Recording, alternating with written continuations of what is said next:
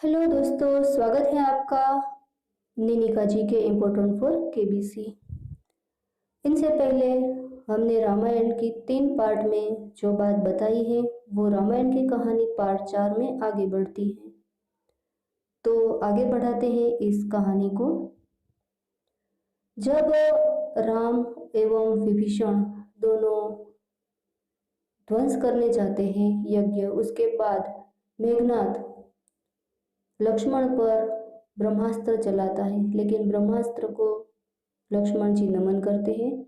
उसके बाद पशुपतास्त्र चलाते हैं, लेकिन ये पशुपतास्त्र को भी लक्ष्मण जी मान सम्मान देते हैं और वो भी गायब हो जाता है, अंतर ध्यान हो जाता है। उसके बाद इंद्रजीत लक्ष्मण पर चक्र चलाता है विष्णु का, लेकिन ये चक्र जो है ये भी हनुमान जी नहीं, लेकिन क्या लक्ष्मण जी को प्रदक्षिणा करके आ जाता है। तो यहाँ क्वेश्चन हुआ, राम नहीं लेकिन विष्णु के अवतार हैं, लेकिन विष्णु कृष्ण दोनों के पास तो चक्र हैं, लेकिन यहाँ चक्र चलाया है किसने चलाया है? इंद्रजीत ने। तब इंद्रजीत समझ जाता है कि लक्ष्मण कोई सामान्य नहीं लेकिन भगवान का अवतार ही है। तब वे उसे अपने पिता, माता और पत्नी से आखिरी बार मिलने को जाते हैं। उसकी पत्नी का नाम था सुलोचना, वो एक नाग कन्या थी और मेघनाथ भी याद रहे राम की तरह एक पत्नीव्रता थे। उसका देहांत हो जाता है और उसके लिए भी एक बात है कि जो व्यक्ति 12 साल तक न सोया हो वही मेघनाथ का वध कर सकता है। उसके बाद आता है बौखलाया हुआ रावण। वो विभीषण को मारने की कोशिश करता है, लेकिन दोस्ती के बल पर राम जो है उस पर अग्न्यास्त्र जो चलाता है रावण, उसको खुद झेल लेते हैं और कहते हैं दोस्ती में इतना तो होता ही है। अब यहाँ रावण मूर्छित हो जाता है, उसका सारथी उसे ले जाता है। रावण गिनाया हुआ सारथी को कहता है कि रथ वापस ले चलो। और दूसरे दिन जब रावण आता है तो उसका आरती का दिया मंदोदरी से बुझ जाता है। वह बड़ी सुबह वो शिव का ध्यान करता है। इस तरफ राम को अगस्त्य आदित्य हृदय स्त्रोत का संधान कराते हैं, यानी कि सिखाते हैं। दोनों में जोरों से लड़ाई है, सबके हाथ में हथियार है, लेकिन सब जो है वो यहाँ लड़ाई देख रहे हैं। इंद्र जो है वो अपना रथ भेजते हैं। अब इंद्र की बात, राजधानी अमरावती, उद्यान नंदनवन, सभा सुधर्मा, धनुष रोहित, पत्नी सची, पुत्र जयंत, पुत्री गेवर, महल का नाम वैजयंत, गाय कामधेनु, हाथी ऐरावत, घोड़ा उच्चेश्वा, वृक्ष पारिजात और उसका आयुध है व्रज। तो इस तरह से ये इंद्र की मैंने सूची आपको दे दी है। इंद्र अपना रथ भेजते हैं और इंद्र के सारथी का नाम जो है, रथ के सारथी जो है उसका नाम चलो कमेंट बॉक्स में ही भेज दीजिएगा। और इस तरह से राम को भी एक रथ मिल जाता है। वो रावण को मारने की बहुत ही कोशिश करते हैं, कई बार उस पर आक्रमण करते हैं, उसके माथा तक उसका काट देते हैं, लेकिन कई बार उसका दूसरा माथा भी आ जाता है। इस पर श्री राम सोच में डूब जाते हैं, लेकिन उस वक्त रावण के भाई जो हैं वो उसे आकर विभीषण बताते हैं कि उसके नाभि में एक अमृत कुंभ है, उसे सुखाना पड़ेगा। तो पहले अग्नि अस्त्र से उसके नाभि का कुंभ सुखाया जाता है, उसके बाद ब्रह्मास्त्र के प्रयोग से रावण को मार दिया जाता है। रावण ब्रह्मास्त्र से मरता है। उसकी पत्नियां, यहाँ 2 पत्नियां दिखाई गई हैं, लेकिन रियल में कहते हैं कि 3 पत्नियां थी उसकी। तीसरी पत्नी को रावण ने खुद ही मार दिया था, ऐसी भी बात है। नाना माल्यवान आते हैं और राम को लंका का राजा बताते हैं, लेकिन राम कहते हैं कि लंका का राजा तो पहले से ही विभीषण घोषित हो चुके हैं। माल्यवान कहते हैं कि प्रजा पर आप जो है वो परेशान मत कीजिएगा। अब रावण जो है उसको अग्नि संस्कार देते हैं विभीषण। विभीषण का शास्त्रोक्त विधि से लंका के राजा बनाए जाते हैं और उसको ताज पहनाते हैं लक्ष्मण। याद रहे, विभीषण को लंका में ताज पहनाया लक्ष्मण ने, राम वहां तक नहीं जाते हैं। उसके बाद ये पूरा वृत्तांत सीता तक पहुंचाना है और सीता माता तक भी इसे पहुंचाया ही जाता है। अब विभीषण जब लंका के राजा बनी गए हैं तो वहां की प्रथा के अनुसार मंदोदरी उसकी पटरानी बनती है।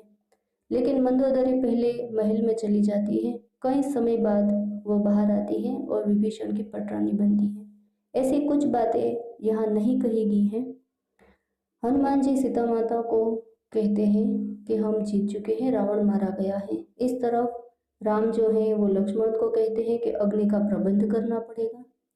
लेकिन लक्ष्मण को नहीं पता कि रावण ने जिसका हरण किया वो मात्र सीता माता की छायाकृति थी। वो उसको पूरा वृत्तांत बताते हैं कि हरण से पहले ही सीता माता को तो अग्निदेव के पास भेज दिया गया है। सीता माता को जब लाया जाता है तब राम उसे कहते हैं कि आप अग्नि में प्रवेश करो। इस पर सीता माता बोलती हैं कि लक्ष्मण तुम पहले अग्नि को प्रकट करो। अब लक्ष्मण जी अग्नि को प्रकट करते हैं। सीता माता जो है वो अग्नि परीक्षा देती है, यानी कि छाया सीता जो है वो अग्नि में प्रवेश करती है। अग्निदेव असली सही सीता को लेकर आते हैं और श्री राम को सौंप देते हैं। इस तरह से रावण ने जो सीता माता का हरण किया था वो तो मात्र एक छायाकृति थी। इस वक्त स्वर्ग में दशरथ राजा भी आते हैं और राम को कहते हैं मुझे स्वर्गलोक में पता चल गया है कि तुम भगवान के अवतार हो, लेकिन मुझ पर तुम्हारा पितावत प्रेम और तुम पर मेरा पुत्रवत प्रेम बना रहे। अब वे सब पुष्पक विमान में जाते हैं अयोध्या की ओर। लेकिन पहले अयोध्या नहीं जाते, वे पहले जाते हैं आश्रम में और वहाँ भारद्वाज मुनि के आश्रम में। और वहाँ राम जो है वो हनुमान जी को कहते हैं कि तुम सीधा ही अयोध्या जाओ और वहाँ भरत से मिलो, क्योंकि भरत ने कहा था कि एक दिन की भी यदि श्री राम को आने में देरी हुई तो मैं खुद को अग्निदेव के हवाले कर दूंगा। उसे दरपत दो, उसे आश्वासन दो कि हम आ चुके हैं। यहाँ से हनुमान जी जाते हैं और फिर वो कहते हैं कि आगे जाकर निषाद गुह के वहाँ हम जाएंगे तो तुम हमें वहीं मिलना। रजा लेकर हनुमान जी जाते हैं और यहाँ ये सब जो है वो एक साथ ही आश्रम में जाते हैं। भारद्वाज मुनि का आशीर्वाद लेते हैं और वहाँ से जाते हैं निषाद गुह के वहाँ। निषाद गुह अपने बाल सखा को कई दिनों बाद, कई सालों बाद देखकर बहुत ही खुश हो जाता है और सीता माता की जो पूजा थी, गंगा पूजा, वो पूरी होती है। यहाँ हनुमान दादा आते हैं भरत जी से मिलने और उसे पूरा वृतांत सुनाते हैं कि वो बस आते ही नहीं, वापस चले जाते हैं निषाद गुह तक और वहाँ से पुष्पक विमान में ही बैठकर हनुमान दादा आते हैं श्री राम के साथ अयोध्या में। अब ये सब अयोध्या आ चुके हैं। पुष्पक विमान से जब सब आते हैं तब यहाँ एक करुण दृश्य होता है। ऐसा करुण दृश्य जो कोई उसकी कल्पना भी नहीं कर सकता। तो इनमें से जो मैं कहानी कह रही हूँ उनमें से कई सवालों के जवाब के विषय में आ सकते हैं। दोस्तों, चैनल अच्छा लगे तो सब्सक्राइब करना मत भूलिएगा, वीडियो को लाइक करना मत भूलिएगा। यहाँ जब आते हैं तब सर्वप्रथम श्री राम जो है अपनी धरती माता को, अपनी मातृभूमि को प्रणाम करते हैं। मैं आपको बता दूं कि जब पीएम मोदी बने थे,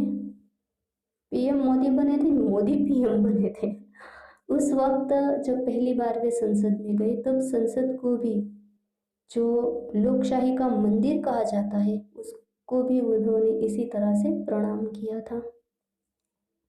अब यहाँ कई से भी मिलते हैं। बचपन में राम को राजभोग बहुत ही पसंद था। ये एक खाने की चीज़ का नाम है। कई से कहते हैं मेरे लिए राजभोग तो रखा है ना। माना जाता है कि कई जो है, मंद्रा जो है, वो सब यहाँ निमित्त मात्र थे। राम ने अवतार लिया था क्यों? सब राक्षसों को खत्म करने के लिए। ये सब तो निमित्त मात्र थे।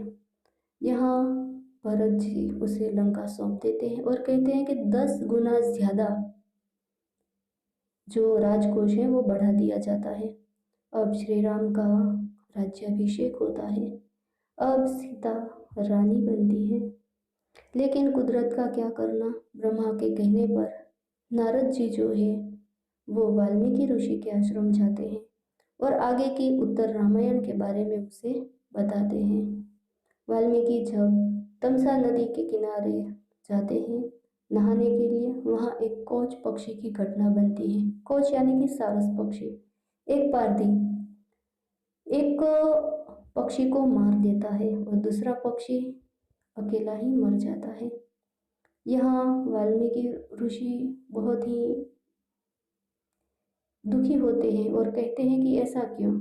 और यहाँ उसे कहा जाता है कि आगे जो है क्रूर रस है। श्राप के रूप में जो वे शब्द बोलते हैं वो दुनिया का पहला काव्य बन जाता है और उसे जो भविष्य जो है वो भी वो देख सकते हैं। आगे के उत्तर रामायण वही लिखते हैं। कहते हैं कि शिव हंस के स्वरूप में काकभूषणी के वहाँ ये कथा सुनने जाते थे। किनकी कथा? राम और सीता की। काकभूषणी का निवास है नीलगिरी पर्वत पर और लोमशन मुनि के श्राप से वे कौवा बना था। काकभूषणी जो शरीर कौवा का है वो लोमशन मुनि के श्राप से है। अब वो काकभूषणी जो है वो गरुड़ को बताता है कि राम का अवतार जब होता है तब वे कौवे के रूप में वहां जाते हैं और राम से खेलते हैं। एक बार ऐसा लगा कि ये राम हो सकते हैं। उसने उसके हाथ से पूड़ी छीन ली और उड़ने लगे। तो राम भी उसके पीछे पीछे आए उड़ते हुए। बहुत दूर तक गए लेकिन कौवा थक गया, कौवा गिर गया। लेकिन राम भी रोते रोते आए। तब उसे पता चल गया कि ये कोई सामान्य बालक नहीं है। यहाँ राम और सीता राजा रानी तो बने हैं, लेकिन समय का क्या कहना। लोगों ने तरह तरह की बातें शुरू कर दी और एक स्त्री जो किसी कारणवश कहीं दूसरे के घर में रही थी एक रात, उसके बारे में पूरी बात आती है। इस तरफ राम और सीता राजा रानी बनते हैं तो तीनों माताएं बाहर प्रवासन के लिए निकल जाती हैं और वहाँ श्रृंग ऋषि के आश्रम में श्रृंग और ऋषि उसे बताते हैं कि सीता गर्भ धारण कर चुकी है, आप दादी माँ बनने वाली हो।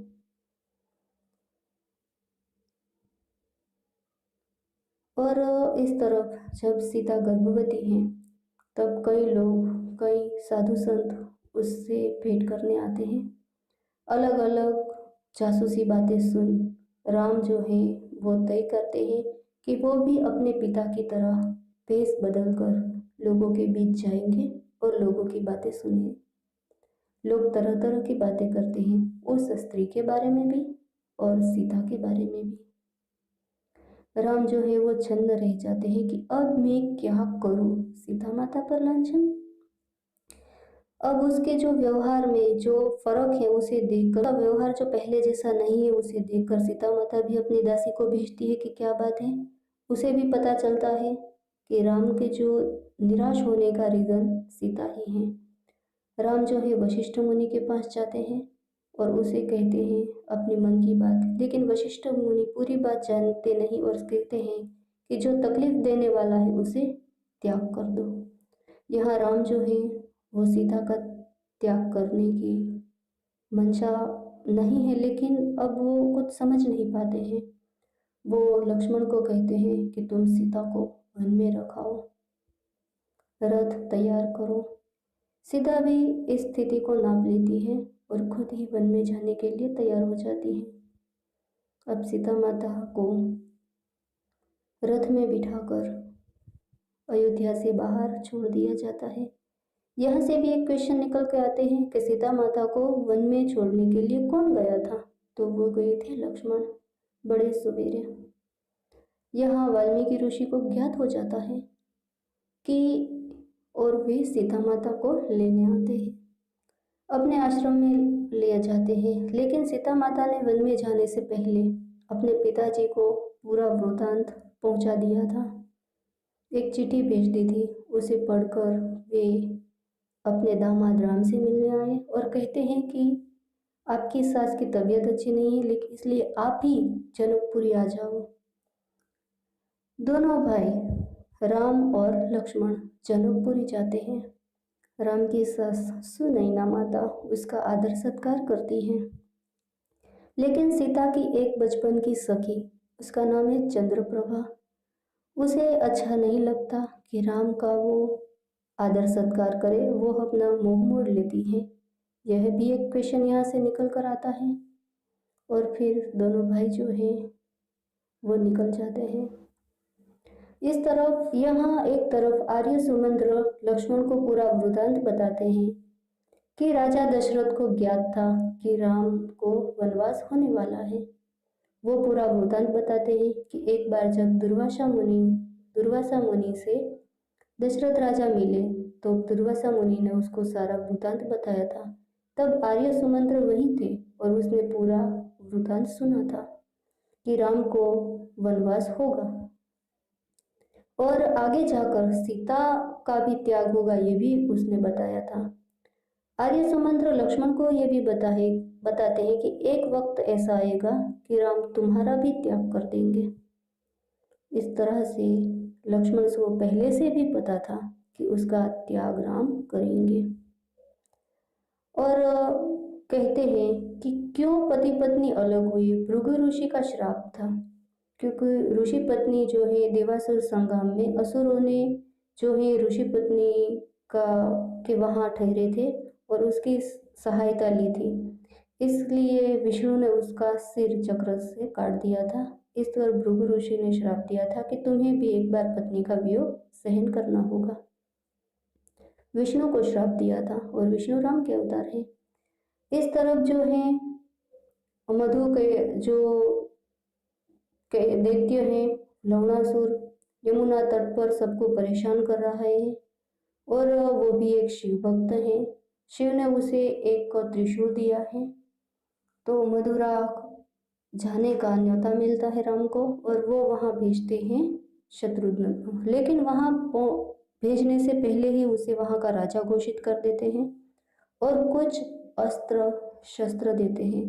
खास बात बताते हैं कि लवणासुर जब उस त्रिशूल से दूर हो तभी उसे तुम मारना। पूरी सेना के साथ वे वहां पहुंचते हैं, लेकिन वहां सीता ने 2 बच्चों को जन्म दिया है। उसका जातक संस्कार भी शत्रुघ्न के हाथों ही होता है, लेकिन उस वक्त शत्रुघ्न को इस बात का पता नहीं होता है कि वो किन का जातक संस्कार कर रहे हैं। फिर सीता माता जिसने वहां अपना नाम वंदे भी रखा था, वो 2 फूल बेचती हैं और शत्रुघ्न ये से कहते हैं कि आशीर्वाद देते हैं कि युद्ध में तुम अपने काका हरा दोगे, भाई पहले तू ही हारेगा। लवणासुर के जो है वो ऋषि मुनियों को बहुत परेशान करता है, जेल में भेजता है और सभी को वो परेशान तो करता ही है। इस तरह से सब ऋषि मुनियों को उस त्रास से छुड़ाने के लिए शत्रुघ्न उससे लड़ते हैं। जब उसके पास वो शिव का त्रिशूल नहीं होता उस वक्त, और वो लवणासुर का वध कर देते हैं। इस तरह से मधुरा नगरी जो है वो लवणासुर से बच जाती है और विजय त्रिशूल जो है वो शिव जी के पास वापस आ जाता है। अब विधिवत वे वहाँ के राजा हैं और पूरी जानकारी वो अयोध्या तक पहुँचाते हैं। बस कहते हैं कि आप हमें मदद करते रहिएगा। इस तरह यहाँ सीता जो है वो बच्चों को पालती हुई बड़े करती हैं बच्चों को। लेकिन उस वक्त गोदावरी तट पर अगस्त्य मुनि ने 12 साल तक जल में तप किया था, उसका समय पूरा हुआ। तो यहाँ हम थोड़ी सी अगस्त्य मुनि की बात भी कर लेते हैं। उसके पिता है पुलत्स्य। अगस्त्य मुनि का विवाह हुआ लोपामुद्रा से। वे मार्शल आर्ट कलरी पापट्टू के जनक भी माने जाते हैं। शिव ने यह कलरी पापट्टू मरुगन यानी कि कार्तिकेय को सिखाया और कार्तिकेय ने अगस्त्य को। मरुगन कार्तिकेय का ही एक नाम है। श्री राम भी यहाँ अगस्त्य से मिलने जाते हैं। पूरी रामायण में अंतिम व्यक्ति यह है अगस्त्य मुनि, जिनसे श्री राम मिलते हैं। उसके बाद जो भी उसे मिलता है वो उसके भक्त हैं। विश्वकर्मा के बनाए आभूषण इंद्र के रूप में वो राम को स्वीकार करने का आह्वान करते हैं और राम उसे स्वीकार लेते हैं। बच्चों को पालती पोसती और बड़ा करती हुई सीता माता बच्चों को खिलते हुए देखकर खुश रहती है। यहाँ विश्वामित्र जो है वो बच्चों को पूरी शिक्षा दे रहे हैं, प्रकृति का ज्ञान देती हुई सीता मैया। अब दोनों बच्चों का यज्ञोपवीत संस्कार भी होता है और वाल्मीकि ऋषि उनसे पूरा ज्ञान देते हैं अस्त्र शस्त्र का। वाल्मीकि जो है वो लव कुश को संगीत का भी ज्ञान देते हैं। याद रहे, राम को संगीत का ज्ञान किसने दिया है, ये कमेंट बॉक्स में आपको मुझे बताना होगा। राम अब उसके बाद राजसूय यज्ञ करने की बात करते हैं, लेकिन भरत उसको मना कर देते हैं। उस पर लक्ष्मण राम को अश्वमेध यज्ञ करने का सूचन करते हैं। राम भी बताते हैं कि उस पर ब्रह्म हत्या का पाप है। ब्रह्म हत्या यानी कि रावण ब्राह्मण का बेटा था, इसलिए कंबोदर ऋषि ने राम के अन्न भंडार से अन्न नहीं लिया था। लोगों में भी बात फैलती है कि राम अश्वमेध यज्ञ करने जा रहे हैं। यहाँ सीता माता की जरूरत पड़ेगी, वो सीता माता को वापस लाएंगे या फिर दूसरी शादी करेंगे। कई लोग कहते हैं कि सीता माता को वापस लाना चाहिए। यहाँ भी ऐसी बात फैली है और वहाँ गौतमी माँ सीता माता को बताती है कि अयोध्या में दो अच्छे प्रसंग हैं। राम अश्वमेध यज्ञ कर रहे हैं और दूसरा राम दूसरा विवाह कर रहे हैं। तो ये बात सुनकर सीता माता बहुत डर जाती है, क्योंकि राम ने उसे कहा था कि वो एक पत्नी व्रता रहेंगे। यहाँ पर सीता माता उस पर एक शंका करती है कि क्या सच में राम दूसरी शादी कर रहे हैं। यहाँ दूसरी ओर तो कुछ अलग ही बात है कि बात फैलती है कि राम ने काशी की राजकुमारी का चयन तक कर लिया है, यानी कि अपनी पत्नी के रूप में काशी की राजकुमारी का स्वीकार भी कर लिया है। ऐसी बातें लोगों में फैलती हैं। आखिरकार राम वशिष्ठ मुनि के वहां जाते हैं। वशिष्ठ मुनि उसे कहते हैं कि यज्ञ में आप सीता की स्वर्ण मूर्ति भी रख सकते हो, ऐसा विधान भी है। और विश्वकर्मा जो है वो स्वर्ण मूर्ति बनाते हैं किनकी, सीता की। यह बात जब गौतमी माँ सीता माता को बताती हैं कि राम दूसरा विवाह नहीं कर रहे हैं, लेकिन सीता माता की स्वर्ण मूर्ति जो है वो अश्वमेध यज्ञ में रखेंगे, तब वे संयोगीकरण व्रत रखने का निश्चय करती हैं। क्योंकि एक बात उसे सच लगी थी कि क्या राम सच में ही दूसरा विवाह कर रहे हैं। अब यहाँ यज्ञ में सब आ रहे हैं। कई दिनों बाद शत्रुघ्न और उसकी पत्नी श्रुतकीर्ति भी आ रहे हैं। सब बच्चे मिलते हैं, पूरा परिवार इकट्ठा होता है और एक साथ बैठता है। लेकिन यहाँ कौशल्या माता बोलती है कि मेरी एक सीता नहीं है। यहाँ वाल्मीकि ऋषि दोनों बच्चों को शिक्षा देते हुए और इस तरफ से यज्ञ जो है वो शुरू हो रहा है। उसके बारे में भी लव कुश को थोड़ी सी जानकारी दी जा रही है। लव कुश आगे की बात तो नहीं जानते, वाल्मीकि जानते हैं। और यहाँ यज्ञ का अनुष्ठान और एक तरफ सीता माता का व्रत। अश्वमेध यज्ञ के घोड़े की रक्षा करने का दायित्व शत्रुघ्न को सौंपा जाता है। शत्रुघ्न घोड़ा लेकर जाते हैं। इस तरफ सीता माता जो है वो भी अपने व्रत का अनुष्ठान जहाँ दो नदियाँ मिलती है वहाँ करते हैं। घोड़ा जो है वो सब जगह पर फिरता फिरता वापस आता है और उसी वक्त बच्चों को दिखाई देते हैं। बच्चे उसे पकड़ लेते हैं। सेना उससे छुड़ाने की कोशिश करते हैं, लेकिन सीता माता का बच्चा जो है आखिरकार उससे थोड़ी ना सेना जीत सकती है। सब पर वे बाण चलाते हैं, सबको गहरी नींद में सुला देते हैं। इस तरफ कुश को ये बात पता चलती है और कुश उसकी मदद के लिए आ जाते हैं। तो याद रहे, सबसे पहले सेनापति को घायल कर दिया था, लेकिन किन किन व्यक्ति को घायल कर दिया था, यहाँ ये भी एक सवाल निकल कर आता है। सबसे पहले शत्रुघ्न को घायल किया था, उसके बाद जो है वो लक्ष्मण को घायल किया था, फिर भरत को और सुग्रीव को, 4 को घायल किया था। और यहाँ भाई आशीर्वाद किसने दिया था, शत्रुघ्न ने, कि तुम अपने काकाओं को भी हरा सकोगे, अपने काका को भी। तो जो भी 3 काका हैं उसको तो हराना है ही।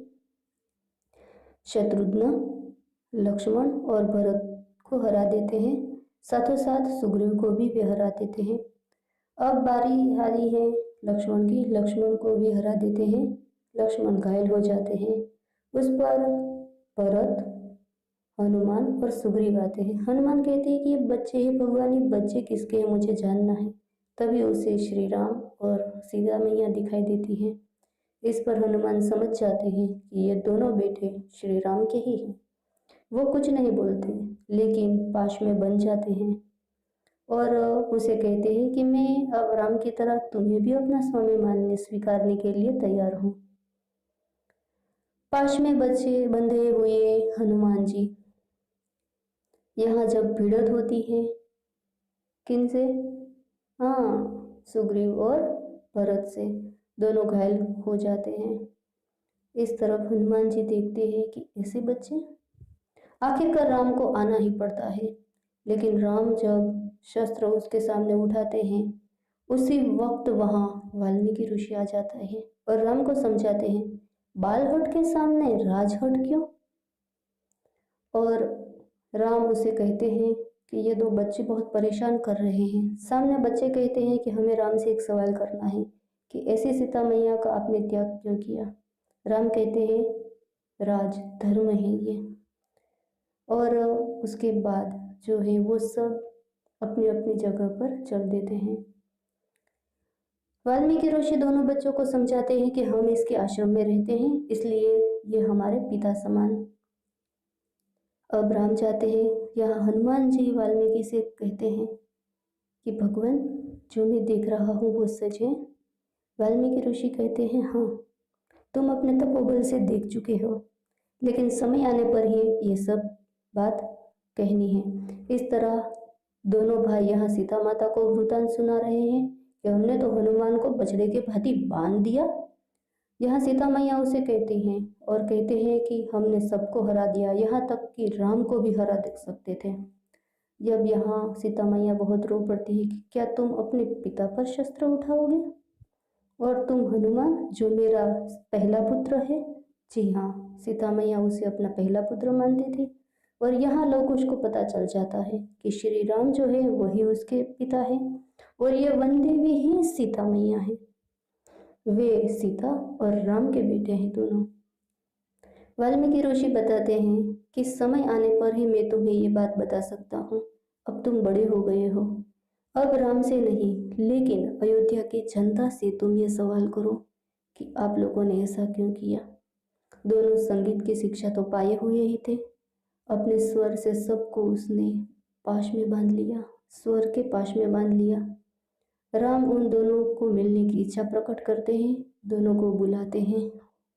उस वक्त राम को भी नहीं पता ये उसी के बेटे हैं। सभा में ये आते हैं लेकिन और उस वक्त उसका जो स्वागत है वो अंग वस्त्र पहना कर किया जाता है। दोनों ही पूरी बात बताते हैं। श्री राम के जन्म से लेकर ताड़कावध, सीता से शादी, सीता हरण, वहाँ से हनुमंत मिलन, वहाँ से वापस आना, राम का राजा रानी बनना, यहाँ तक भी पूरा वृतांत वो दोनों संगीत से ही सुना देते हैं, गीत सुर के ताल से। उसके बाद ये दोनों कहते हैं कि राम और सीता माता के जीवन में एक समय ऐसा भी आया कि राम ने सीता का त्याग कर दिया, वो भी अबूझ लोगों के कहने से। जब सीता का त्याग किया तब कोई उसके साथ नहीं था। उस वक्त सीता माता को हुआ सहायक वन का एक सन्यासी, और उस ऋषिवर का नाम वाल्मीकि है। वो उसे निज धाम ले गए और वहां सीता ने राम के 2 पुत्रों को जन्म दिया है। यही सब जानते हैं लेकिन अब भी कोई समझ नहीं पाता है। तब आखिरकार वे दोनों कह ही देते हैं कि हम राम, लवकुश हम ही वो राम तुम्हारे पुत्र। लेकिन इस पर राम कहते हैं कि यदि ये बात सच है तो सीता माता सबके बीच आए।